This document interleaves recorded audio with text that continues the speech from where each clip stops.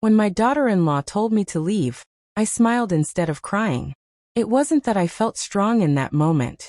I just didn't want my son to see my tears. I stood near the doorway, holding my small travel bag, pretending to fix my shawl. My hands were trembling. The home I had built, the walls that once echoed with my son's laughter, suddenly felt unfamiliar. I looked at him, my son, standing beside her. His eyes didn't meet mine. He kept looking at the floor, like a boy caught doing something wrong. But he wasn't a boy anymore. He was a husband now. And that seemed to change everything. There was silence. No shouting, no chaos, just silence. The kind that presses on your chest until breathing feels heavy.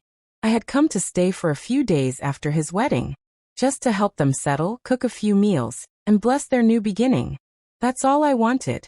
But slowly, I began to feel like I was taking up too much space. Like every word I said was a shadow between them. She was polite at first, my daughter-in-law. Always said auntie with a smile, but it was a cold smile. The kind that never reaches the eyes. Then small things changed. She started cooking her own meals, even when I was already in the kitchen. She began locking their room, even in the daytime. And my son, he just went along with everything. That morning, she came to me while I was folding laundry. Her voice was calm, too calm. Auntie, she said, I think it's time you go back home. We need our space now. For a moment, I thought she was joking. I waited for my son to say something, to stop her, to remind her that this was our home. But he stayed quiet. So I smiled. I picked up my bag, walked to the door, and said softly, take care of him. That's all I ever wanted. Then I stepped out, into the sunlight that suddenly felt too bright, too cruel. And that was the day I realized. Sometimes love doesn't end with a fight. It ends with silence, and a smile you force yourself to wear. Adam was my only child.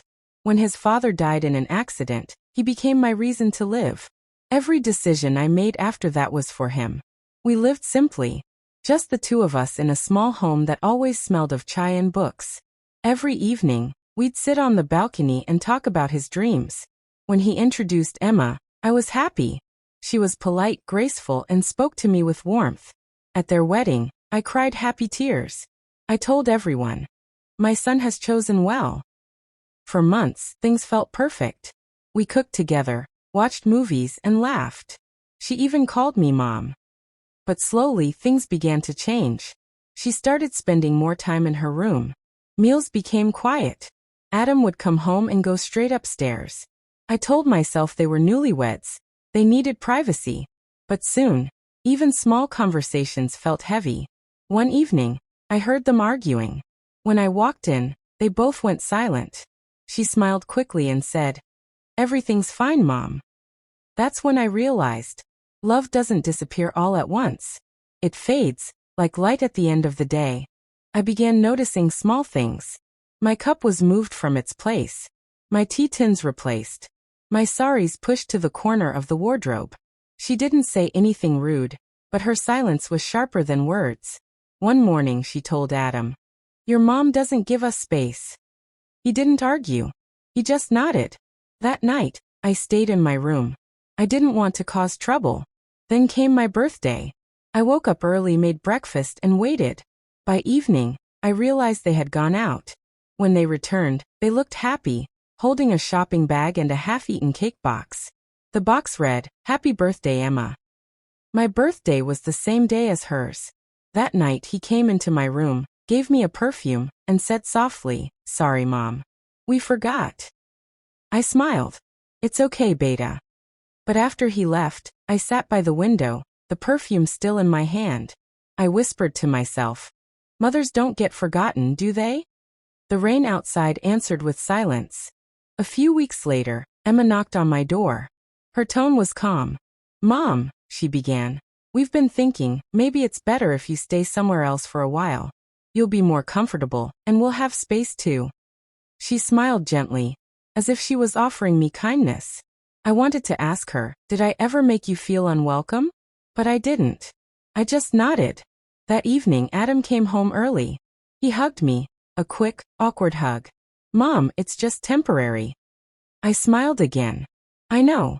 While packing, I found an old photo, me holding him as a child, both of us laughing. I placed it carefully inside my bag. When I reached the gate, I turned around one last time. They stood by the door, side by side, waving. I waved back. But inside, it felt like a goodbye I hadn't agreed to. As the car drove away, I whispered, "Take care of him, Emma." Maybe she heard me. Maybe she didn't. But the wind carried it anyway. At Aunt Linda's house, silence felt different. It wasn't painful, just empty. Days turned into weeks. Adam didn't call much. When he did, his voice sounded distant, like someone speaking from another life. I told everyone he was busy. I told myself he was fine. One afternoon, Linda said gently, "You should stop waiting by the phone, dear." I smiled. Old habits. I began keeping myself busy, gardening, teaching children nearby, cooking simple meals. Life became smaller but peaceful. Then one evening, there was a knock on the door. I opened it and saw Adam. His eyes were tired. "Mom," he said quietly, "I'm sorry." He didn't need to explain. I hugged him. Sometimes a mother forgives before she understands. We sat together, drinking tea like old times. He didn't stay long, but his smile lingered. When he left, he said, "I'll visit again soon." I didn't ask when. I just said, "Take care of her." Because love, no matter how broken, always hopes. It's been 2 years since that day. We talk sometimes. Not every day, not like before. But enough to know he's okay. Emma sent me pictures of their baby last month.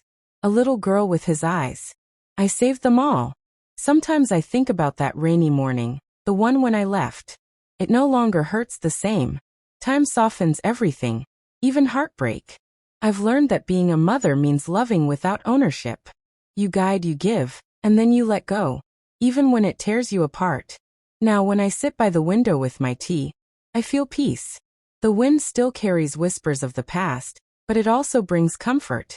If my son ever wonders whether I was angry, I hope he knows I never was. I only prayed for his happiness. And sometimes that means loving from afar. Because in the end, love doesn't always live in the same house. But it always finds its way home.